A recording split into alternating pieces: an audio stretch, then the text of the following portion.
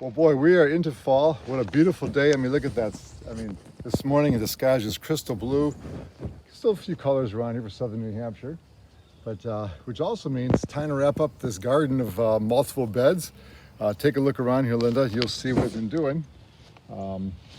These beds here, I've actually clipped back the edges.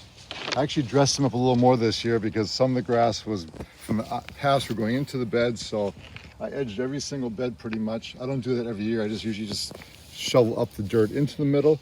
Some have compost. Probably about 5 beds have compost underneath the dirt. But what I'm doing right now is putting down a combination of organic fertilizer. The white stuff you see is lime.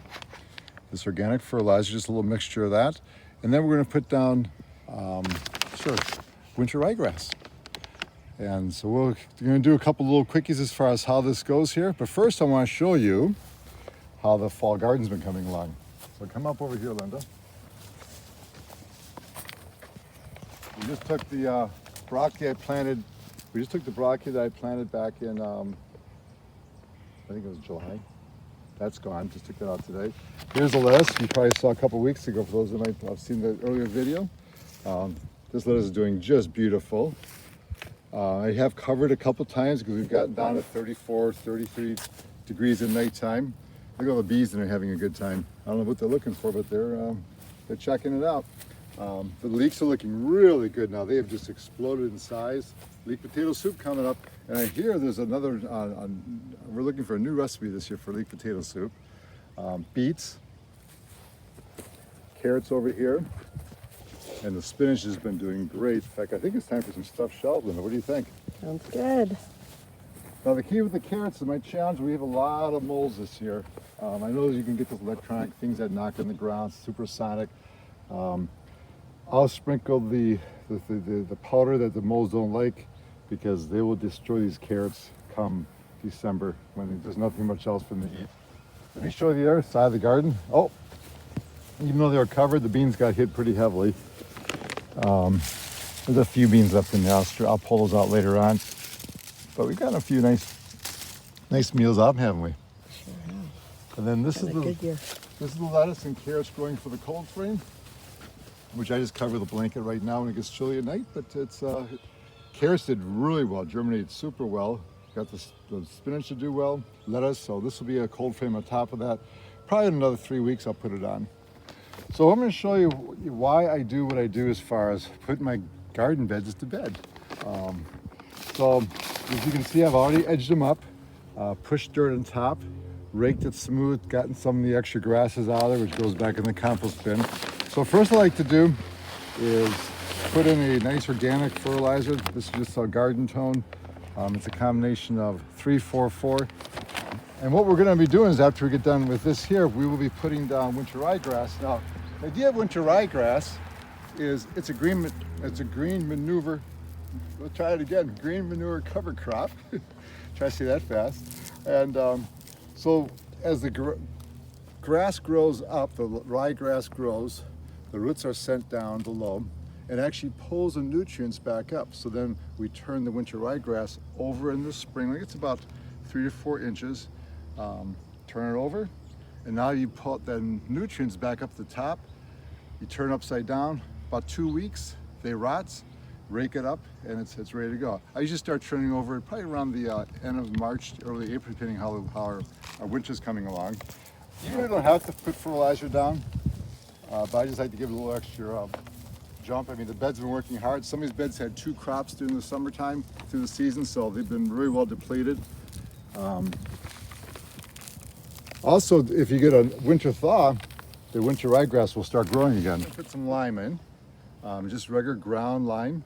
Some can use pellets, but I like the ground because I think it breaks down quicker. Now, a couple of little keys here. If you're growing potatoes next year, do not put lime where the potatoes are going to grow. Otherwise, you get what's called scab.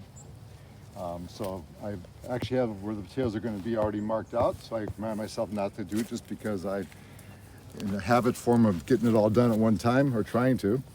So we just put this down. I like how you're doing that. Yeah, it's like just a sifter. Yeah, so what I'm doing is take a little look here. It's just a flower pot, and it just kind of bounces around like this. and it comes out the bottom. I know a bunch goes in the air, but whatever.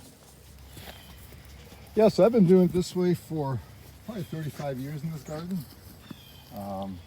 Learned once again from my earlier days, Victory Garden. Learned all these little tricks from them. It's amazing what sticks in your mind. But we'll go ahead and hit these other beds as time goes on. You can see the tomatoes need to be wrapped up. We got some more tomatoes to pick yet, actually. And then we got more peppers. The peppers are starting to turn color. We've already frozen a bunch, but we use them for fresh. And I'll just keep covering with blankets until it's done. However, I do want to make sure you get enough time for your winter ryegrass to germinate decently and get growing in the fall, so at least it gets established. I say more will grow in the spring. It's amazing you got watching the spring. It's the only drawback with it. If you aren't watching it, this winter ryegrass can get pretty tall pretty quick once you get into middle, end of April. So I've actually used hand clippers to clip it down, and then I turn it over. So that works pretty good that way. So now, the fun part, winter ryegrass seed down. And I buy it by a 50-pound, I think it's 55-pound bag.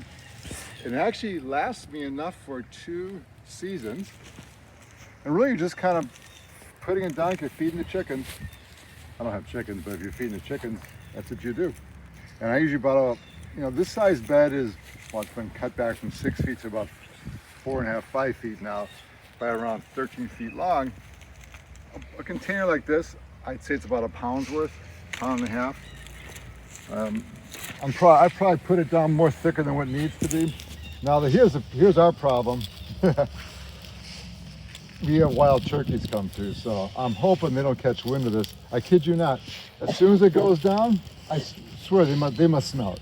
They have got to smell it, because before you know it, the turkeys are here. Have we had turkeys lately? No, there's no turkeys around. They disappeared. You know, once we finish up with the strawberries, what else the turkeys are into? They're into, the strawberries this year. It was terrible. There we go. So now, that's good. We're going to rake it in. And then we're going to pray for rain. We are in a drought. We're I think 12 inches below normal for this time of year of rain. But we got a little bit earlier this week. Supposed to get some more next week, hopefully. But I'm just going to rake it in gently. Nothing too fancy. And you want to get it covered, so. And being a thicker seed, a good sized seed, did I show them the seed, what it looked like? Oh, No, you oh, hold on a second. My apologies.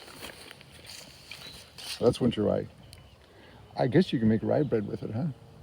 This is a seed. But, and then if you let some of them grow next year, the birds come to eat them. And actually I eat some too, they're pretty good. But anyways, that's winter ryegrass. So, just rake it in gently.